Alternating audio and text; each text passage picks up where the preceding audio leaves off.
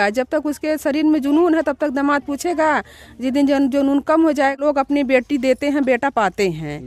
तो वो दामाद नहीं, बेटा के ही रूप में था। लेकिन जब उसके समझ में आया कि हमारा हस्बैंड से अच्छा है ये, तो दामाद के साथ फरार हो गई। अब क्या पता उसका पति उतनी खुशी नहीं दे पा रहा होगा जितनी खुशी दामाद देगा। भाई अबू जवान है, जो ख्वाहिश इसकी थी तो वो ख्वाहिश उसकी माँ पूरा कर ली दामाद के साथ। तमाम लोग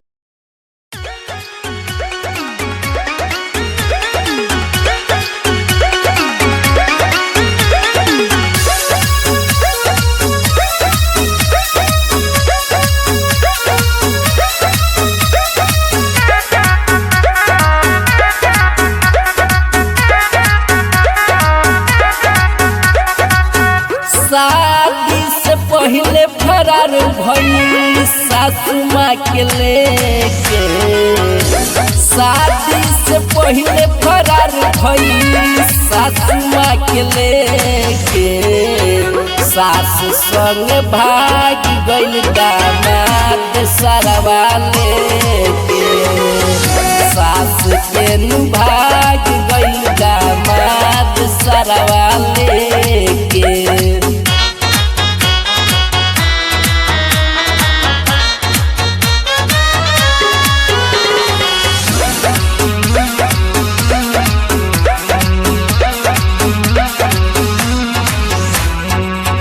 कैसन जमाना आइल ये हो विधाता। लागता धरती पर पाप मेरा राता। कैसन जमाना आइल ये हो विधाता। लागता धरती पर पाप मेरा राता।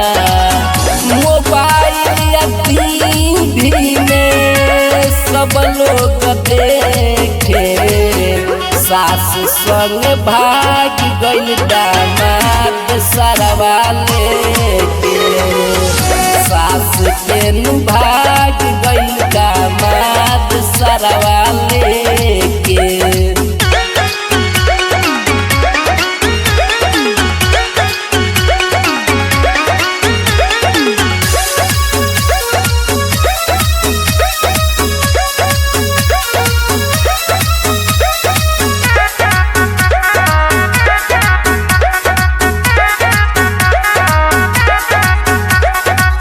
मोबाइल से सास कर दामाद से बात हो।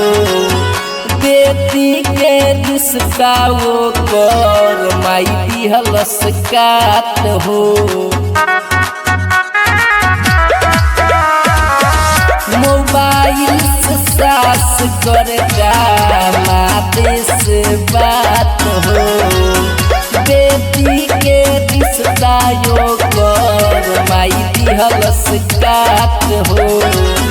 छोटू चौहान गावसोकारा के गाड़ी देके। सास संग भाग गइल दामाद सरवा लेके।